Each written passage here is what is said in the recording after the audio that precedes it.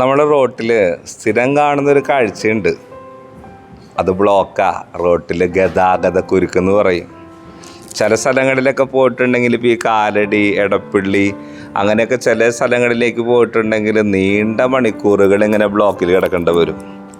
നമ്മളിപ്പോൾ ഈ ഹൈവേയുടെ ഒക്കെ പണി നടക്കുന്നതുകൊണ്ട് ചില സൈഡുകൾ റോഡുകൾ വൺ വേ ആയിരിക്കും. അതായത് രണ്ട് സൈഡും വന്നു പോകുന്ന വൺ വേ ഉള്ള റോട്ടിൽ കൂടെ തന്നെ ആയിരിക്കും. അവിടെ ഒരു ബസ് നിർത്തുകയോ അല്ലെങ്കിൽ ലോറി വളയാൻ നേരത്ത് ഒരു ബ്ലോക്കൊക്കെ വന്നിട്ടുണ്ടെങ്കിൽ ഇങ്ങനെ വണ്ടികൾ ഇങ്ങനെ നിരനിരയായിട്ട് കിടക്കണതാണ്.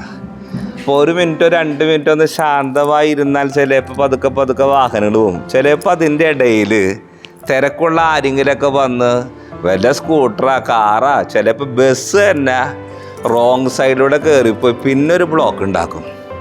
10 മിനിറ്റ് കൊണ്ട് പോകേണ്ട കേസായിരിക്കും. പിന്നെ അത് 3/4 മണിക്കൂറായിട്ട് ഇങ്ങനെ ബ്ലോക്ക് ഉണ്ടാവും.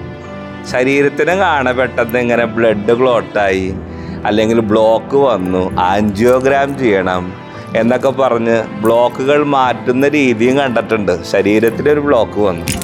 പക്ഷെ കുറേ നാളുകളായിട്ട് ജീവിതത്തിൽ ബ്ലോക്ക് വന്ന് കിടക്കുന്ന ആളുകളുണ്ട്. ജീവിതത്തിൽ ചില തടസ്സങ്ങൾ, ചില കുരുക്കുകൾ, അത് മാറാൻ വേണ്ടി ഇങ്ങനെ പല കാര്യങ്ങൾ ഇങ്ങനെ തിടുക്കം കൂട്ടിയൊക്കെ നമ്മൾ ചെയ്തൊക്കെ ഇരിക്കുന്ന വ്യക്തിയായിരിക്കും.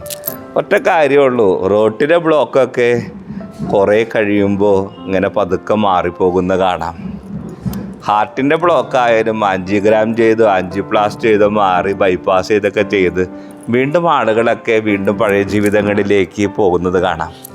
നമ്മുടെ ജീവിതത്തിലും ചില ബ്ലോക്കുകളും തടസ്സങ്ങളൊക്കെ വരുമ്പോൾ നമ്മൾ മനസ്സിലാക്കണം, ഒന്ന് ശാന്തമായിരുന്നു നോക്കിയേ.